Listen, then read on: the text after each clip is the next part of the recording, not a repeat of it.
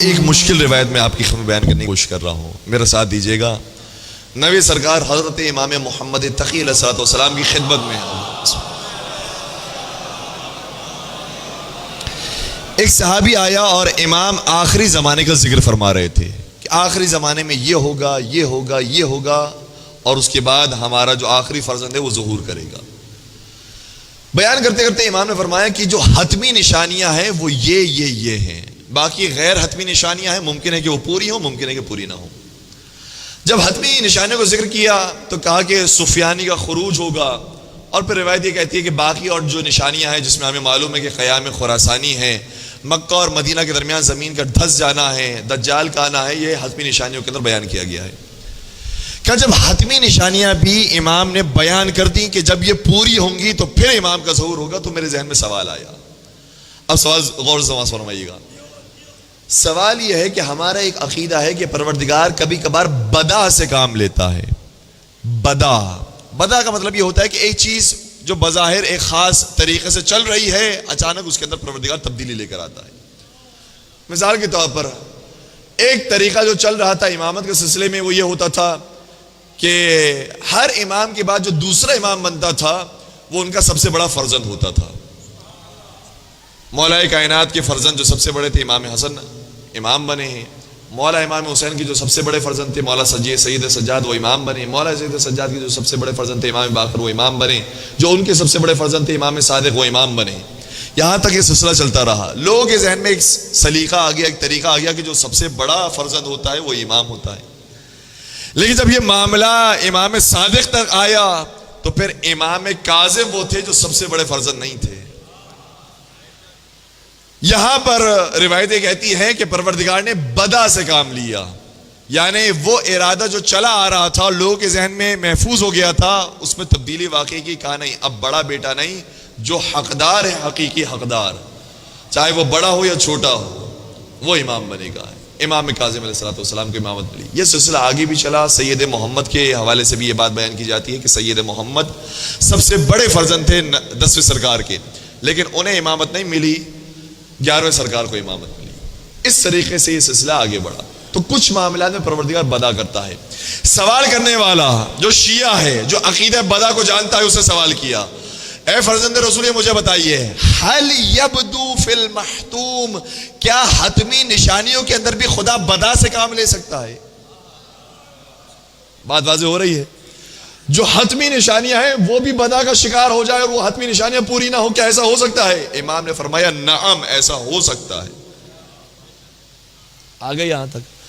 اب اسے دوسرا سوال کیا، کہنے لگا نخاف ان یبدو للہ فی القائم، اے فرزند رسول پھر مجھے خوف ہے کہ کہیں پروردگار 12ویں سرکار کے بارے میں بھی بدا سے کام نہ لے لے۔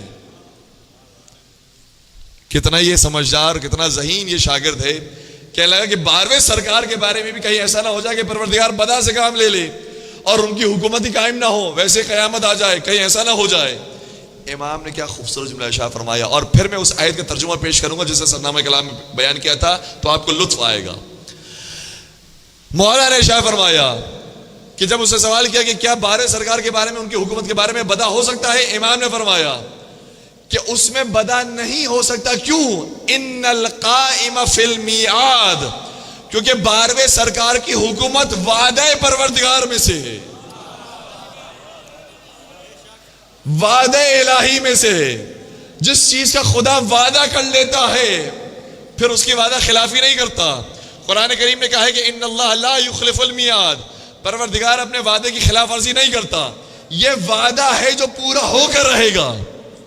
اب اس آیت کو سنیے گا جسے میں نے صلی اللہ علیہ وسلم میں بیان کیا، وعد اللہ الذین آمنوا منکم وعملوا الصالحات لیستخلفنہم فی الارض کما استخلف الذین من قبلہم، یہ پروردگار کا وعدہ ہے سارے مومنین سے۔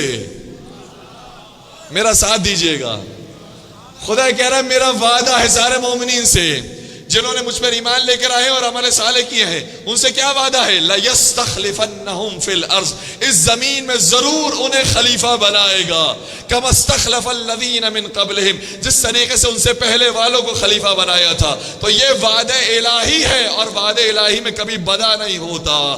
درود پڑھ دیجئے محمد و آل محمد۔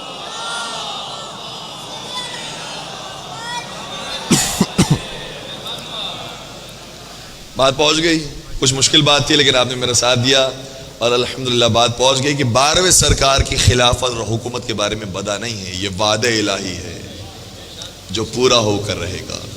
کسی نے کیا خوب کہا تھا کہ صحیح کو صحیح، غلط کو غلط لکھو، جب بھی لکھو ہمیشہ سچ لکھو۔ صحیح کو صحیح، غلط کو غلط لکھو، جب بھی لکھو ہمیشہ سچ لکھو۔ ہمارے عریضوں سے کیوں ہوتی ہو خفا، تمہارا بھی کوئی زندہ ہے تو اس کو خط لکھو۔